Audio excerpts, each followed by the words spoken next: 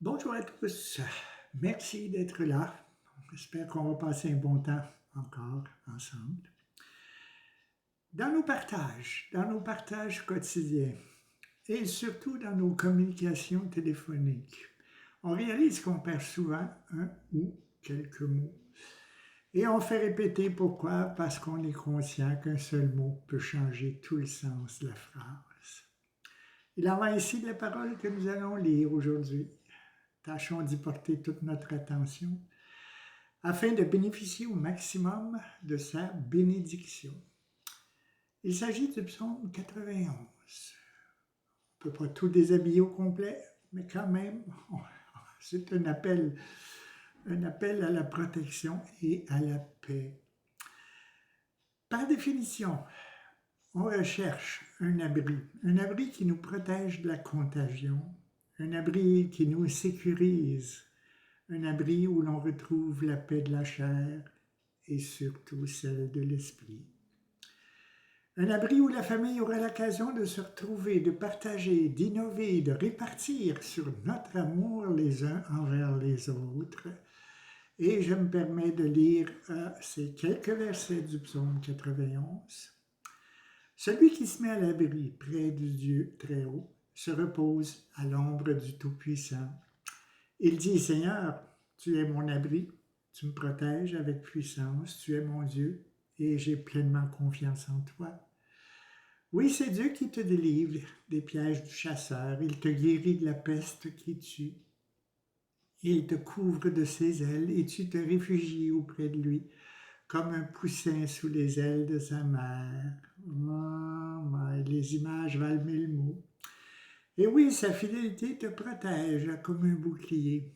Alors tu n'auras peur de rien, ni des dangers de la nuit, ni des flèches lancées en plein jour, ni de la peste qui avance dans l'obscurité, ni du malheur qui frappe en pleine lumière.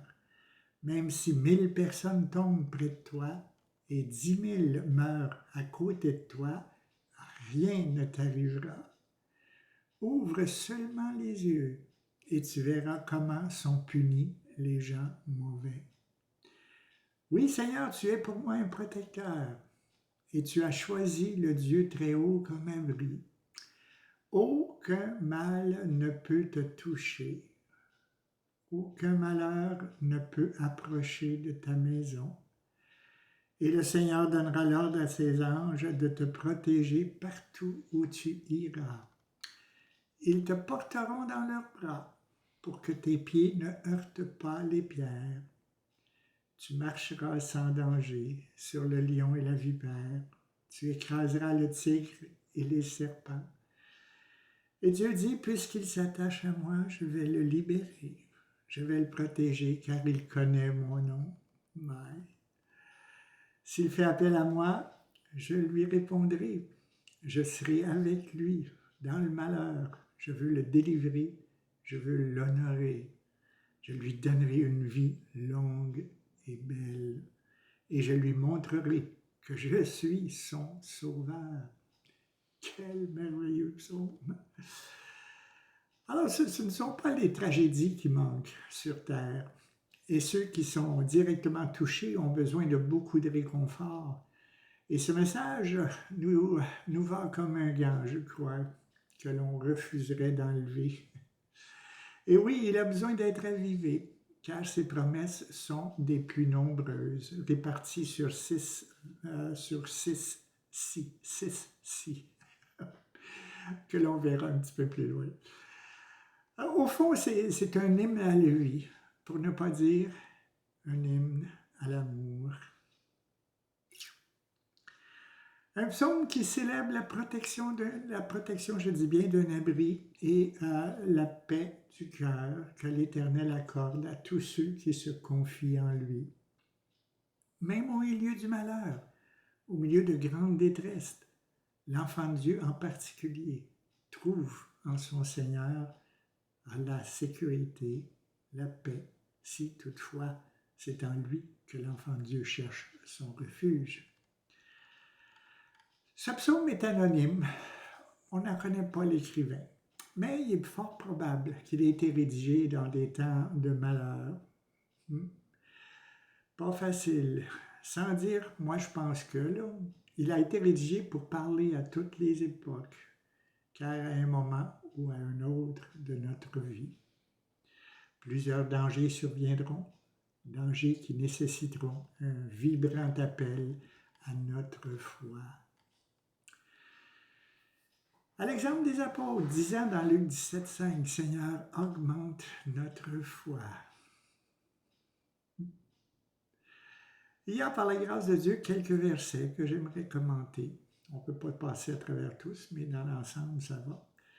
Au verset 2, je dis à l'Éternel, mon refuge et ma forteresse, mon Dieu en qui je me confie.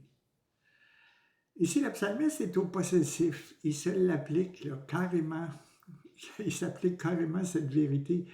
Et si l'Éternel est notre Dieu, notre retraite, notre forteresse, que pouvons-nous désirer de plus que sa présence en nous?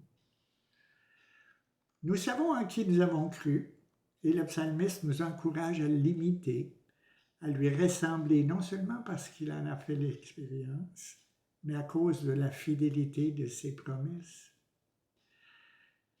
Car c'est lui qui te délivre du filet de l'oiseleur, de la peste et de ses ravages.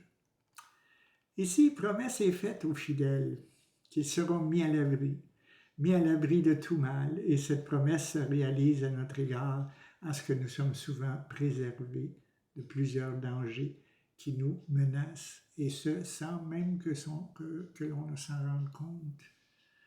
Et notre vie spirituelle est aussi préservée par la grâce divine des tentations de Satan, entre parenthèses le filet du chasseur et de la contagion du péché, que l'on peut qualifier de mortalité funeste. Il est bien évident que la contagion du péché se veut être la pire des pandémies qui n'ait jamais existé et qui est la plus dispendieuse des calamités existantes sur notre planète depuis Adam. Quand on la considère par le biais de la mort du Seigneur Jésus-Christ à la croix, le prix était très, très élevé, là. Le sentiment de sécurité que Dieu donne à ceux qui se confient en lui, là, qui le prennent comme abri, c'est comparé à la certitude que l'oiselet a de se trouver, dis-je, un abri sûr et certain sous les ailes de sa mère. C'est chaleureux de moment. Encore faut-il accepter ce super abri spirituel. Peut-être que la majorité n'en veut pas. Mais ce passage est quand même à couper le souffle. Le verset qui suit, ça m'a fait penser à cette ferme qui a passé au feu, et de ce fermier qui, tout en marchant, a fait bouger l'une de ses poules calcinées pour voir sortir 3 petits poussins. Ce qui m'a aussi rappelé ce que le Christ a fait pour nous à la croix, nous protégeant d'un feu éternel. Évidemment, ce verset qui me rappelle encore tant de bonté de la part de Dieu, ce qu'il veut nous donner, puis que parfois on n'en veut pas. Jérusalem, Jérusalem, qui tue les prophètes et qui lapide ceux qui te sont envoyés. Combien de fois ai-je voulu rassembler tes enfants, comme une poule rassemble ses poussins sous ses ailes, et vous ne l'avez pas voulu. Revenons à notre psaume 91 au verset 10. On rentre un peu dans le jeu. Aucun malheur ne t'arrivera, aucun fléau n'approchera de ta tente, car il ordonnera à ses anges de te garder dans toutes tes voies. Il m'invoquera et je lui répondrai. Je serai avec lui dans la détresse, je le délivrerai et je le glorifierai. Ah, Mike! C'est une partie du psaume qui est parfois difficile. Et ce qui est malheureux dans ces derniers versets, c'est que les interprétations sont de plus en plus nombreuses. Et plusieurs d'entre elles négligent une deuxième lecture, et ce faisant, leur foi en prend pour son rhume. Je cite l'exemple du verset 10. Suivez-moi bien. Levez-vous pas pour aller aux toilettes, parce que si vous en parlez, comme j'ai dit au début, un mot, vous n'allez rien comprendre du reste. Je cite l'exemple du verset 10 là. Aucun malheur ne t'arrivera. Un malheur, c'est aussi une détresse, une calamité, un désastre, une épreuve. Je prends l'exemple vécu de ce monsieur qui a subi cette attaque de rage au volant, là, et qui est aux soins intensifs, entre la vie et la mort, et qui est aussi père de 5 enfants. Il est chrétien, il est né de nouveau, c'est un enfant de Dieu, sauvé par grâce. Et le verset 10 dit, « Aucun malheur ne t'arrivera. » Et si c'était nous qui venions tout juste de nous faire rentrer dedans là, par cet enragé, et que l'on se retrouve entre la vie et la mort, qu'en penserions-nous à l'heure actuelle? Là? Difficile à imaginer tant qu'on n'y est pas, mais quand même. J'ai des tas d'exemples qui font surface, bien sûr. Suite toujours au verset 10. J'ai perdu mon amoureuse, le cas de Mamie Lemay, qui, de son vivant, a perdu presque tous ses sens. Les apôtres qui ont été tués en rapport à leur foi, Paul qui a été lapidé, l'apôtre Pierre crucifié, des chrétiens dans l'arène dévorés par des lions, et j'en passe. Et toutes nos questions pullulent de points d'interrogation, sans oublier les milliers d'enfants de Dieu qui ont été et qui se retrouvent encore dans le malheur. Et le verset 10 nous dit, « Aucun malheur ne t'arrivera. » Tiens.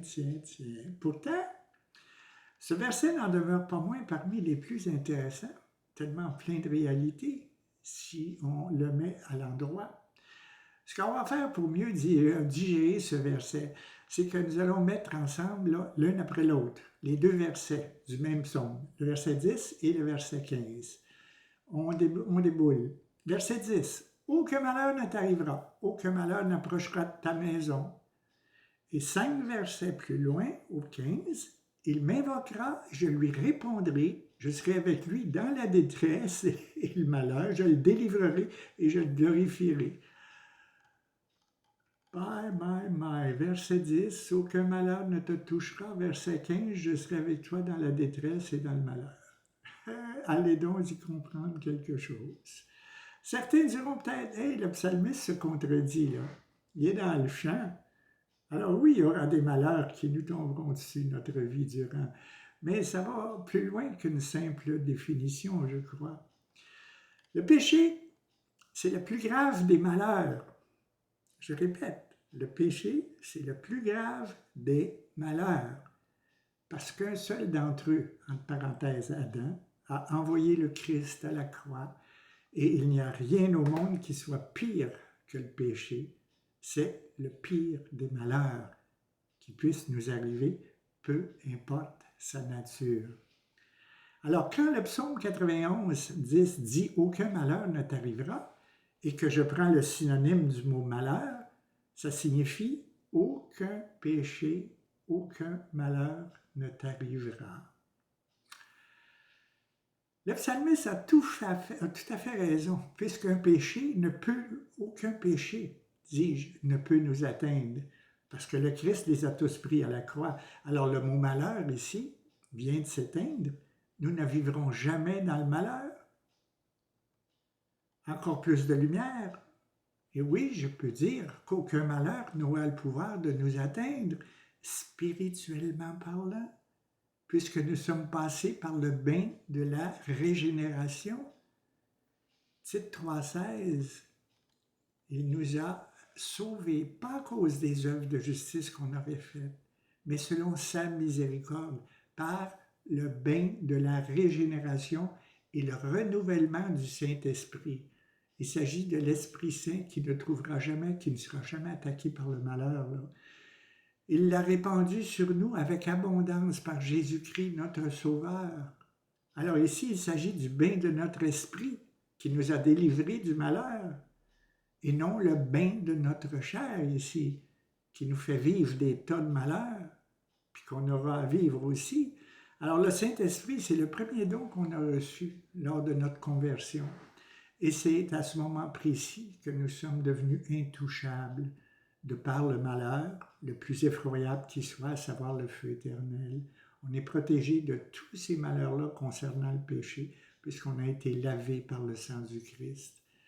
Mais oui, les causes à effet seront toujours présentes, par contre, notre vie durant. Le malheur représente ici tous les péchés de la chair. Et oui, nous sommes encore des humains, là. Et cette petite chair en prendra pour son rhume. Elle aura traversé plusieurs tremblements de terre. Et je dis bien, tout est tel qu'il a cité plus haut. Alors évidemment, la maladie, les persécutions, les accidents, les pertes et comme finalité, la mort, ce sont là les malheurs de la chair, excluant ceux de l'esprit qui sont absents. L'esprit ne subira jamais aucun malheur que la chair subira. Alors c'est là que la différence s'impose. Alors ce qui nous amène à faire une petite randonnée chez les Romains. Image, Romains 8. Hein? Il y a donc maintenant, c'est quand maintenant? C'est là. C'est au moment précis où je dis, Seigneur, pardon pour tous mes péchés de tout mon cœur. Et si tu es vraiment sincère dans ton cœur, tu viens de recevoir le premier don qui soit celui du Saint-Esprit. Il n'y a donc maintenant aucune condamnation pour ceux qui sont en Jésus-Christ. En effet, la loi de l'esprit de vie en Jésus-Christ m'a affranchi de la loi du péché et de la mort, libéré du véritable malheur pour ceux qui ne sont pas écrits dans le livre de vie. Alors, on peut aller bien plus loin, mais le temps nous manque, évidemment. Mais quand même, ça nous donne une petite idée de la différence, si tu veux, entre le malheur du Saint-Esprit. Quand le Saint-Esprit est en nous, évidemment, on n'a plus de malheur à affronter. C'est la chair qui va en baver, là, en quelque sorte. Alors, en conclusion, que de soulagement quand le malheur du péché frappe à ma porte. Je n'ai même pas le temps d'ouvrir, que Christ l'a déjà saisi pour moi. Alors, puisse le Seigneur nous accorder une nuit de paix, de tranquillité en lui. Et merci, Seigneur, pour ces belles paroles qui nous viennent de toi.